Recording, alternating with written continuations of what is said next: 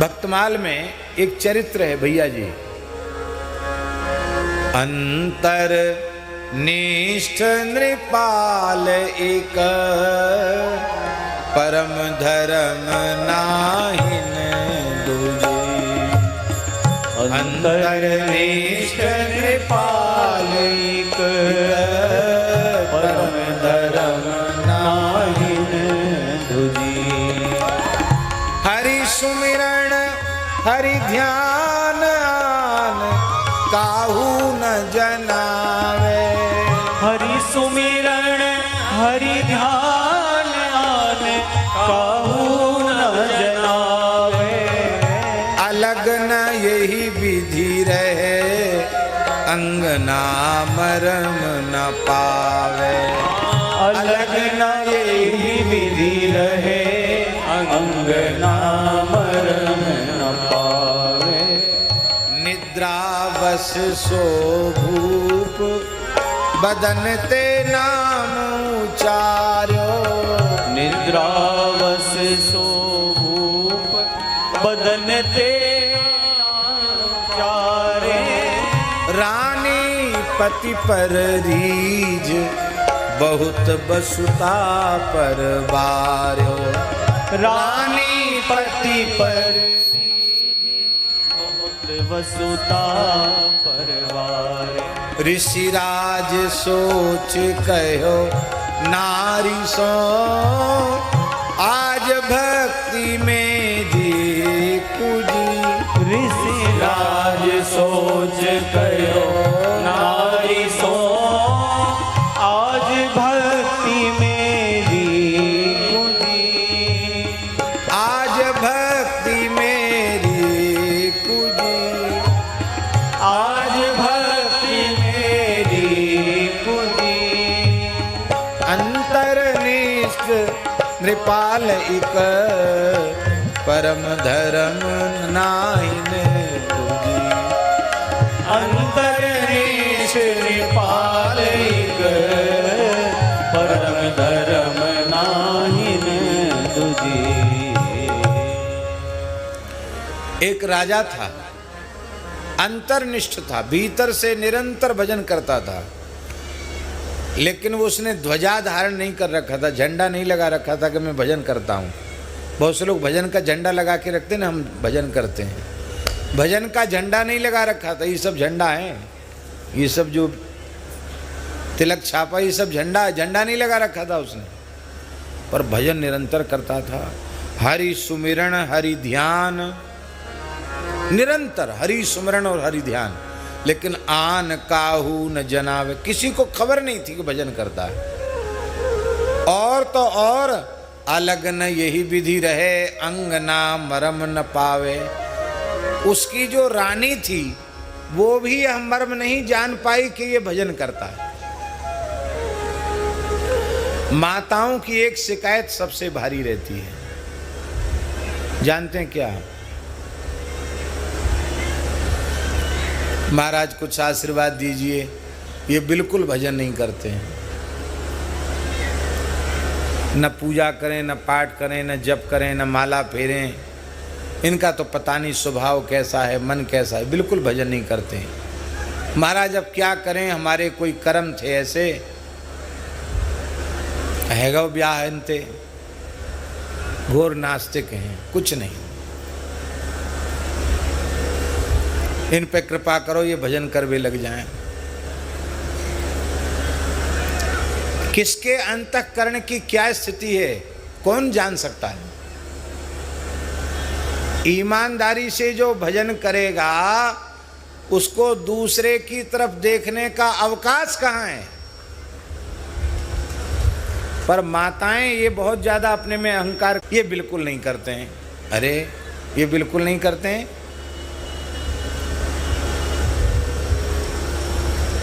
यदि तुम सती साध्वी पतिव्रता नारी हो तो तुम्हें पति में मनुष्य बुद्धि रखनी ही नहीं चाहिए, तुम्हें ये भाव रखना चाहिए नारायण है।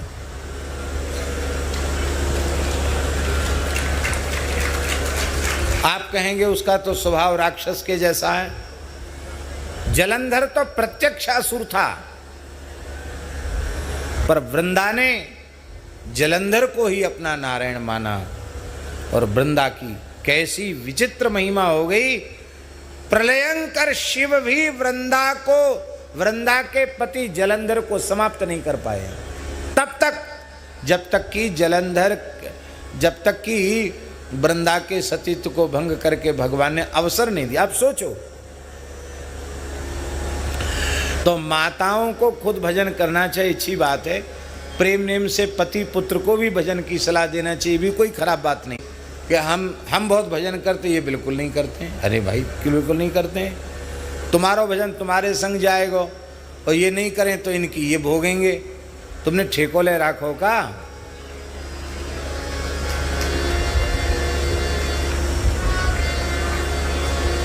भजन सबको करना चाहिए, लेकिन हम खुद भजन तो करते नहीं, दूसरे के पीछे पड़े रहते हैं। रानी भी दुखी रहती थी, पतिव्रता थी, लेकिन वो इतनी दुखी रहती थी कि वो अपने मन में सोचती थी कि मैं संसार की दृष्टि में सौभाग्यवती जरूर हूँ, पर मैं वस्तुतः सौभाग्यवती नहीं हूँ, क्योंकि मेरा पति विमुख है। न कभी कथा में जाए, न कीर्तन में जाए, न माला फेरे, न मंदिर में जाए, न कोई गंगा जमुना नहाने के लिए जाए। अपने काम में व्यस्त रहता, मस्त रहता है, कुछ नहीं करता है। और जीवित सबसम 14 प्राणी, ये 14 लोग जीवित ही मरे हुए के तुल्य हैं। भगवान की भक्ति से शून्य प्राणी को भी जीवित मरे हुए के समान माना गया। रानी बहुत दुखी रहती थी, रो रो कर भगवान से प्रार्थना करती थी कि ये कब सुधरेंगे, ये कब एकाध माला फेरेंगे। अरे भूले भटके, एक बार नाम तो ले ले, नाम भी नहीं लेता कभी, भूले भटके। एक दिन की बात है कि राजा रानी शयन कर रहे थे और राजा ने स्वप्न देखा, और स्वप्न की अवस्था में उसके मुंह से भगवान का नाम निकला। स्वप्न क्या देखा, क्या देखा था? राजा ने स्वप्न देखा, महाराज का दर्शन किया स्वप्न में। क्या? और स्वयं भी वो गोपी बना हुआ है राजा, महारास में सम्मिलित है, और ठाकुर जी अंतर्धान हो गए। और जब रास में ठाकुर जी अंतर्धान भये तो राजा के मुख से निकला, निकस्यो हा बिहारी है, हे बिहारी जी, ये निकला। हा नाथ रमण प्रेष्ठ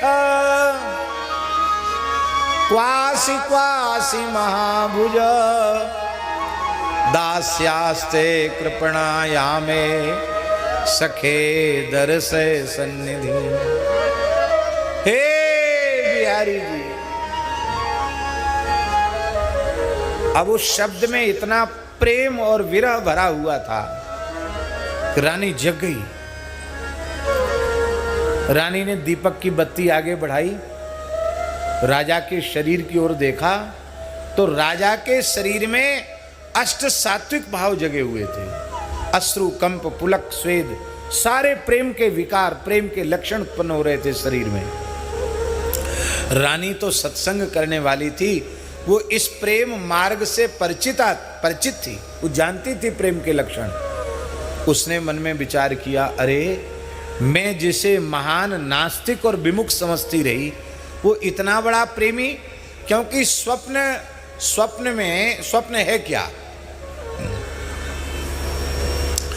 आप जो जागृत में करेंगे वो आपके स्वप्न में होने लग जाएगा। एक बहुत अच्छे महात्मा हैं, हमारे प्रेमी परिचित हैं, नाम जानकर हम उनका नहीं ले रहे हैं। तो उन महात्मा ने हमको एक अनुभूति सुनाई। उन्होंने सुनाया कि महाराज जी,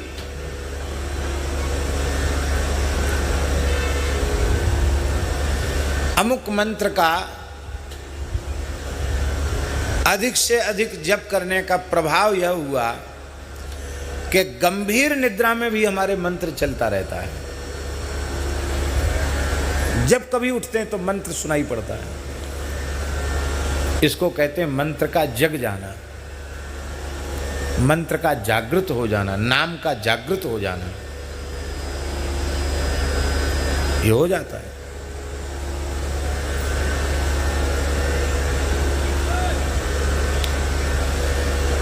तो दिन में आप जो कुछ करोगे स्वप्न में वही देखोगे।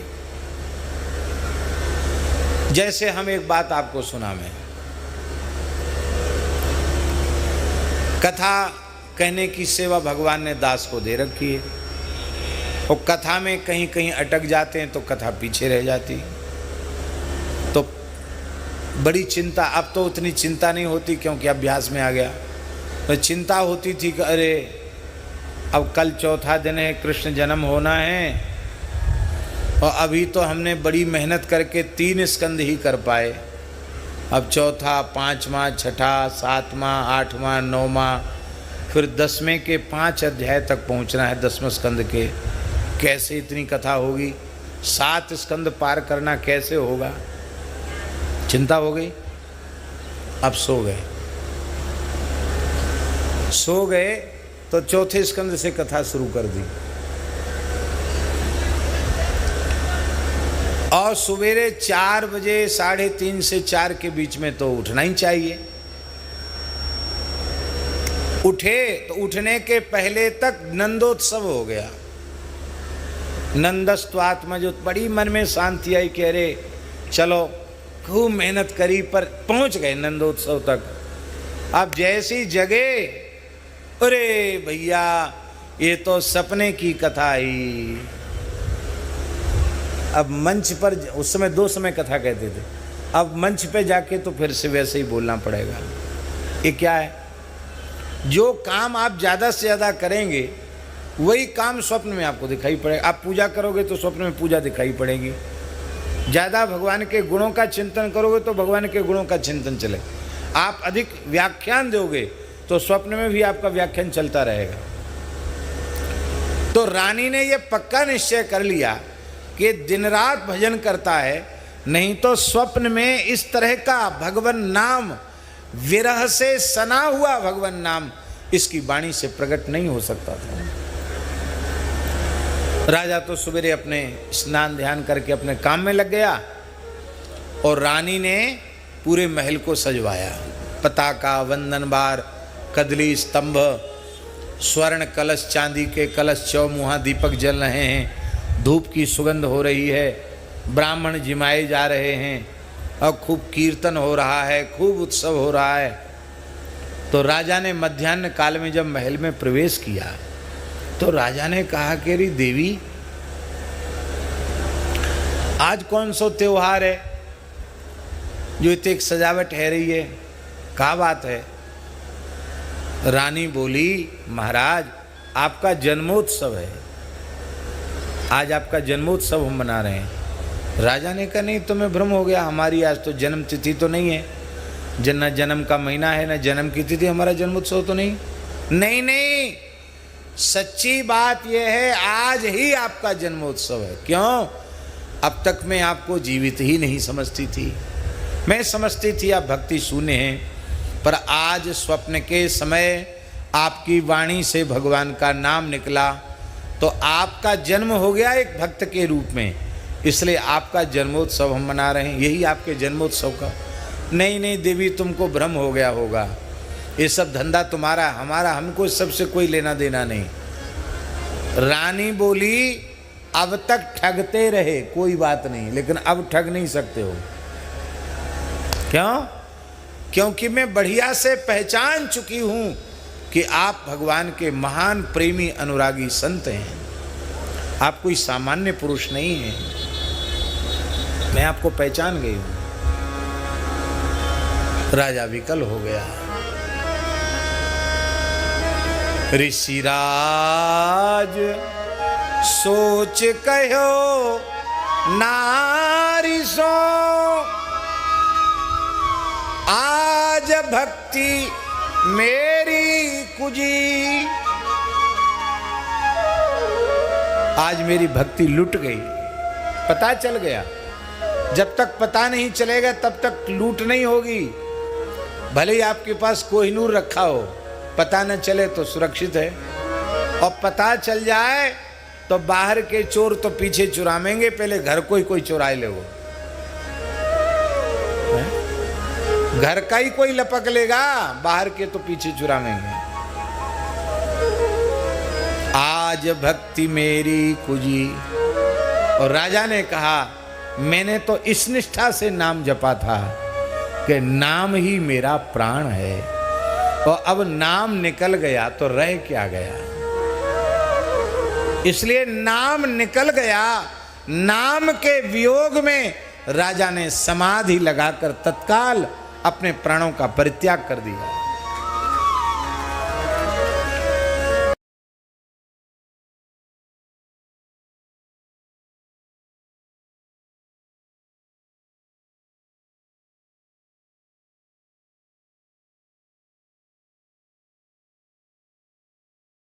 अपने प्राणों का विसर्जन करके उस महासती ने भी अपने प्रेमी पति का अनुगमन किया। आहा।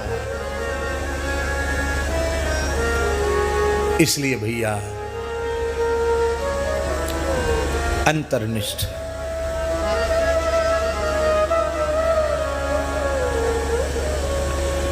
जो भजन करते न दिखाई पड़े ना भैया जी, उनको समझ लो ये अंतर्निष्ठ भक्त हैं। जय हो भैया अंतर्निष्ठ जी, आपको प्रणाम है। भले ही भजन कर तो हो चाहे न कर तो हो, आपको भाव तो बने रहेगो, आपको मन तो पवित्र होएगो। काऊ अभक्त को हमने भक्त मान लियो तो हमारो कहाँ बिगड़ गयो, हमारो चित्त तो शुद्ध है गयो कि नहीं। और है तो भक्त, पर हमने वाकू अभक्त मान लियो तो हमको भक्तापराध लग गयो, वैष्णवापराध लग गयो। या लिए अपने को छोड़ के सबको भक्त मानो। हमें तो यही समझ में आवे भोले शंकर जी, अपने को मानो कि मैं तो महाअधम पतित हूँ, मैं भगवान का भक्त नहीं हूँ, मैं विमुख हूँ। बाकी आप सब भगवान के महान भक्त हैं, आप सबके चरणों में हम प्रणाम करते हैं।